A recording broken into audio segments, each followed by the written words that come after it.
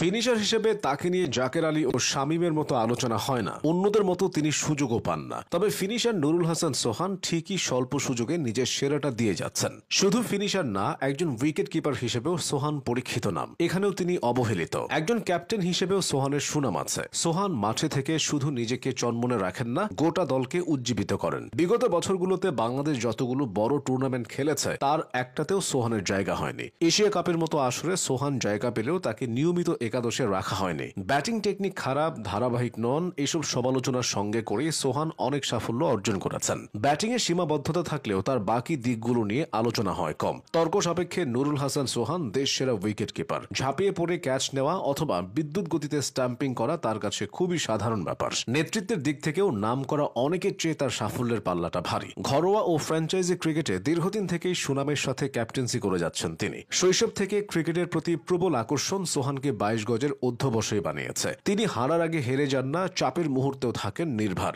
এ কারণেই অন্যান্য অধিনায়কদের থেকে সহজেই তাকে আলাদা করা যায়। সোহান 3 ফরম্যাটে বাংলাদেশের জার্সি গায়ে চাপালেও কখনোই থিতু হতে পারেননি। অন্যভাবে দেখলে তাকে থিতু হতে দেওয়া হয়নি। রঙিন পোশাকে না হলেও অন্তত সাদা পোশাকে প্রায় সকল দেশ স্পেশালিস্ট উইকেট কিপারের দিকে ঝুঁকে। সেখানে বাংলাদেশ হেঁটেছে ভিন্ন পথে। আগে ব্যাটসম্যান, পরে কিপার। টিম ম্যানেজমেন্ট এই কৌশলে বিশ্বাসী, যে কারণে বারংবার অবহেলিত হয়েছেন সোহান। তবে সংক্ষিপ্ত ফরম্যাটের খেলায় বেশ কয়েকবার তার সুযোগ হয়েছে। 2022 সালে জিম্বাবুয়ের সফরের টি-20 সিরিজে তো বাংলাদেশকে নেতৃত্ব দিয়েছিলেন তিনি। নুরুল হাসান সোহান খুলনার ছেলে। সোহানের বাবা কাজী নাসিবুল হাসান সান্নু ছিলেন ফুটবলার। জাতীয় দলে তার খেলার স্বপ্ন পূরণ না হলেও ছেলেকে দিয়ে সেই স্বপ্নটা পূরণ করেছেন। মাত্র 11 বছর বয়সে জেলা অনূর্ধ্ব 13 বয়সভিত্তিক দলের সুযোগ পেয়েছিলেন সোহান। তবে খুলনায় নয়, টুর্নামেন্টটি অনুষ্ঠিত হয়েছিল ঢাকায়। কিন্তু ছেলেকে একা একা ঢাকায় দিতে নারাজ ছিলেন মা জাকিয়া হাসান লাকি। শেষ পর্যন্ত জয় হয়েছে বাবা ছেলের জেদ। অনূর্ধ্ব 13 ক্রিকেটে খুলনার হয়ে নজর কেড়েছিলেন সোহান। এরপর থেকেই তার ক্রিকেটার হয়ে ওঠার গল্পটা শুরু।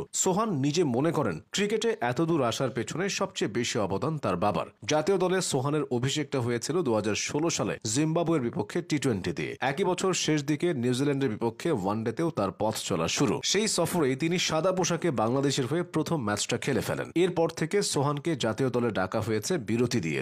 2018 সালের উইন্ডিজ সফরের পর আন্তর্জাতিক ক্রিকেটে তার ক্যারিয়ারটাই একরকম থমকে গিয়েছিল। মুশফিক লিটনের ধারাবাহিকতায় জাতীয় দলে অগ্রসর হতে পারছিলেন না, তবে ঘরোয়াতে নিজের কাজটা করে যাচ্ছিলেন ঠিকঠাক। দ্বিতীয়বার তাকে জাতীয় দলে আনার পেছনে সবচেয়ে বেশি ভূমিকা রেখেছে ঢাকা প্রিমিয়ার লিগ। এই টুর্নামেন্টে তিনি দীর্ঘদিন শেখ জামাল ধানমন্ডি ক্লাবের নেতৃত্ব দিচ্ছেন। 2021 সালের ডিপিএল টি-20তে শেখ জামাল ধানমন্ডি ক্লাবের হয়ে 150 স্ট্রাইক রেটে ব্যাট করেছিলেন তিনি। এমন পারফরমেন্সের পর নির্বাচকরা সে বছরের জিম্বাবুয়ে সফরে তাকে বিবেচনায় রাখে। পরবর্তীতে ঘরের মাঠে নিউজিল্যান্ড ও অস্ট্রেলিয়ার বিপক্ষে টি-20 সিরিজে চনমনে উইকেট কিপিং করে আলোচনায় আসেন তিনি। 2012 সালের টি-20 বিশ্বকাপেও বাংলাদেশ দলের অন্যতম সদস্য ছিলেন সোহান। এরপর থেকে আবারও জাতীয় দলে তার জায়গাটা নড়বড়ে হয়ে যায়। 3 ফরম্যাট মিলিয়ে 68টি আন্তর্জাতিক ম্যাচ খেলা সোহান পুনরায় জাতীয় দলে নিয়মিত হবেন, এমনটাই ভক্তদের প্রত্যাশা।